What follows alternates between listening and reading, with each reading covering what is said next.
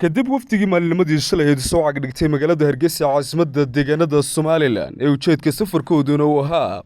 sidii ay u kala dhexgali lahayn una xalin lahayn khilaafaadka siyaasadeed ee soo kala dhexgalay asxaabta mucaaradka ee Somaliland iyo sidoo kale xukuumadda. wafdigani oo badnaa safiiro uu hogaaminayay safiirka midowga Yurub u fadhiya Soomaaliya Nicholas Mlesen ayaa waxa ay kulamo googos la yeesheen habeennimadii xalay ahayd iyo sidoo kale maalinimadii shalay gelinkeedii dambeba. xisbiyada mucaaradka xisbul xaakimka dalka ka taliya ururada bulshada rayidka iyo sidoo kale guddiga kala dhexdhexaadinaysa xukuumadda iyo xisbiyada mucaaradka ee dhawaanahanba ku kala dhex jirtay. waxaana ugu dambeyntii saaka subaxnimadii hore kulan degdeg la yeesheen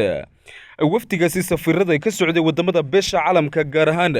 wadamada Somaliland ka taageeray dhanka doorashooyinka. hoggaanka sare ee waddanka oo ah madaxweynaha Somaliland mudane Muuse Biixi Cabdi kulankani oo ka dhacay qasriga madaxtooyada Somaliland ayaa waxa madaxweynaha ku wehelinayay madashan wafdiga kula kulmay labada shirgudoon ee baarlamaanka Somaliland guurtada iyo wakiilada Salebaan Maxamuud Aadan iyo Baasha Maxamed Faarax iyo labadooda ku xigeen wasiir ku xigeenka wasaaradda arrimaha dibadda iyo iskaashiga caalamiga Liibaan Yuusuf Cismaan iyo sidoo kale wasiirka wasaaradda horumarinta maaliyadda Somaliland Dr. Sacad Cali Shire, la taliyaha dhanka dhaqaalaha ee madaxweynaha Dr. Cismaan Sheekh Axmed iyo la taliyaha dhanka arrimaha doorashooyinka ee madaxweynaha Cabdilaahi Maxamed Daahir Cukuse. mudashani madaxweyne Muuse Biixi Cabdi madaxweynaha Somaliland oo kula kulmay wafdigani ayaa waxa uu sheegay in xukuumadahan ay ka go'an tahay qabsoomidda doorashooyinka marka ay asxaabta isla meel dhigan suurtagelinta doorashooyinka farsamo ahaan iyo sharci ahaanba. sidoo kalena waxa uu madaxweyne Muuse Biixi Cabdi madaxweynaha Somaliland uu sheegay wafdigani in gogashii uu ifidiyay labada xisbi mucaarid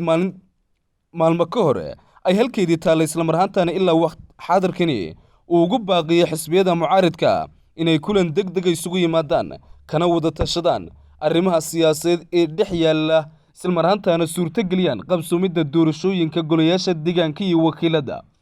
waxaana sidoo kale madaxweyne Muuse Biixi Cabdi madaxweynaha Somaliland iyo sidoo kale wafdigani ay si qoto dheer uga wada hadleen